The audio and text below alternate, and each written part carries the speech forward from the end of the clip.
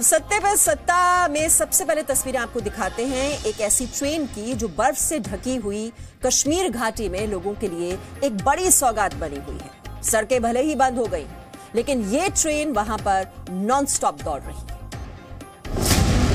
कश्मीर की बर्फ एक्सप्रेस। कश्मीर में भारी बर्फबारी जारी है। क्या सड़क, क्या घर, क्या गाड़ियां, क्या पेड़ पत्ते, सब पर बर्फ है। रास्ते बंद हैं। बिजली कई जगह काट दी गई है। हर जगह जहां जिंदगी पर ब्रेक लग गया है, वहीं भारतीय रेलवे की बर्फ एक्सप्रेस के पैर नहीं जमे। भले ही रेलवे स्टेशन पर भी बर्फ देखी जा सकती हो, लेकिन इस बर्फ को चीरते हुए एक ट्रेन आगे बढ़ती रही। बारामूला से बनिहाल चलने वाली ट्रेन कश्मीर में हुई भीषण बर्फबारी के बीच भी दौड़ती दिखी। करीब 175 किलोमीटर के इस रास्ते पर खूबसूरत बर्फीली पहाड़ियों के बीच ये गाड़ी नहीं रुकी और कश्मीर के लोगों के जीवन को रफ्तार दी।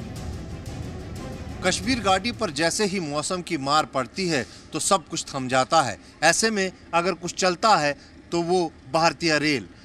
बर्फबारी कितनी ही हो और कितना ही मौसम खराब हो, और इस मौसम के खराब होते तमाम यातायात जो है वह यहाँ ठप हो जाता है, लेकिन ऐसे में भी ये भारतीय रेल इन पटरियों पर दौड़ती रहती है और बारामूला से बनिहाल तक जो करीबन 250 किलोमीटर का फासला है, उसमें लोगों को आपस में जोड़ती रहती है। जहां एक तरफ कश्मीर में कई फीट बर्फ होने के बाद लगभग सभी रास्ते बंद हैं, वहीं श्रीनगर जम्मू राजमार्ग 2 दिनों बाद एक तरफा यातायात के लिए खोला गया है। लेकिन फिसलन होने के कारण 6 घंटे का सफर यहां 12 घंटे में पूरा हो पा रहा है। वहीं बारामूला से श्रीनगर और श्रीनगर से बनिहाल का सफर पूरा करने में जहां 7 घंटे लग रहे हैं, वहीं ये ट्रेन इसे 2 घंटे में पूरा कर रही है। सिर्फ विंटर्स को नहीं देख के, समर्स हो या विंटर हो या स्नो हो, मुझे लगता है जब से ट्रेन सर्विसेज स्टार्ट हुई है कश्मीर में, train services has been a biggest asset Kashmir ever had. Kashmir के अलावा हिमाचल और उत्तराखंड में सफेद कहर से उबरने में लोग लगे हैं, लेकिन टूरिस्ट स्पॉट्स पर सैलानियों का जमावड़ा लगा है। लेकिन टूरिज्म वाली जगहों पर सैलानियों का जमावड़ा लगा है। कुछ ऐसा ही हाल रुद्रप्रयाग का है, जहां चोपटा और दुगलबिट्टा में देश ही नहीं विदेशों से भी सैलानी आ रहे हैं। इधर में आने के बाद लग रहा है कि इधर ही रह जाए। इतना अच्छा स्वर्ग जैसा चीज देखे हम लोग, जो पर्वत देखे हैं, इसका तो रेंज बोल रहे हैं करीबन 15,000 फीट है। तो एक बात में बोले ऑसम। शिमला और आसपास के इलाकों में भी जमकर बर्फबारी हुई है। ये बर्फबारी कई परेशानियां भी लेकर आई है, और सबसे बड़ी परेशानी है बर्फ के बाद रास्तों का बंद होना। साथ ही कई सड़कें वाहन चलाने के लिहाज से बेहद खतरनाक हो चुकी हैं। सड़कों के क्या हाल है, इस बाबत हम आपको बताना चाहते हैं। ये एक जो है एक सड़क है, शिमला की सड़क है, और आप देख सकते हैं कि बर्फबारी के बाद इस सड़क पर कोहरा जम चुका है। यानी अगर इसकी ये परत की बात कर ली जाए, ये जो परत है, इसमें ये आप देख सकते हैं कि पूरा एक शीशा जैसा है, जो कि गाड़ियों के लिए कहीं ना कहीं जो है वो सही नहीं है, और इसी परत पर जो है गाड़ियों के टायर फिसल जाते हैं। हालांकि रविवार से अब तक हुई बर्फबारी के बाद करीब 200 से ज्यादा सड़कें बंद हैं, लेकिन स्थानीय प्रशासन का दावा है कि रास्तों से बर्फ हटवाकर उन्हें दोबारा बहाल करवाने का काम युद्ध स्तर पर जारी है, और लगभग सभी रास्तों को खुलवा भी दिया गया है। हिमाचल के ऊंचाई वाले इलाके किन्नौर में भी जमकर बर्फबारी हुई है। बर्फबारी के बाद बंद पड़े सभी रास्तों से बर्फ हटाने का काम युद्ध स्तर पर जारी है।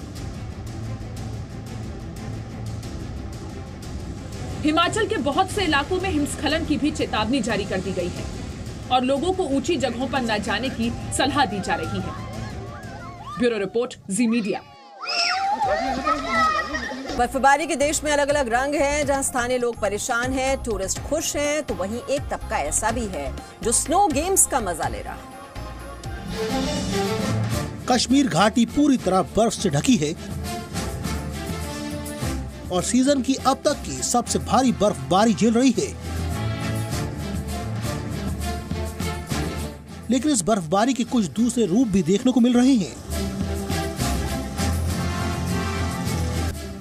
तस्वीरें श्रीनगर की हैं, जहां खेल का मैदान बर्फ से ढक गया है, लेकिन खिलाड़ियों का खेल के प्रति जुनून कम नहीं हुआ। खिलाड़ियों ने बर्फ के ऊपर ही फुटबॉल खेलना शुरू कर दिया और इस बर्फीले फुटबॉल का जमकर लुत्फ उठाया।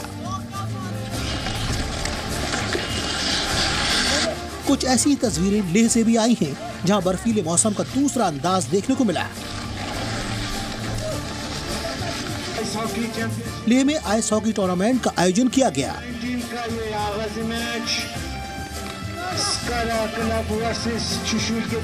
के हो या लड़कियां, वो आइस हॉकी में इंटरनेशनल लेवल पे हमारे भारत को वो लोग रिप्रेजेंट करते हैं। तो हमें उम्मीद है कि आने वाले दिनों में government of India, ministry of sports इस आइस हॉकी को जल्द ही जल्द इसको रिकॉग्नाइज करेगा। We are getting opportunity to play in national, even in international level. So we are, since we have very harsh winter, but we have very good game to play. कई जगहों पर artificial तरीके से बर्फ जमाकर ice hockey कराई जाती है, लेकिन यहाँ नेचुरल तरीके से जमी बर्फ पर आइस हॉकी खेलने और सीखने के लिए बहुत से लोग पहुँच रहे हैं। Bureau report, C media.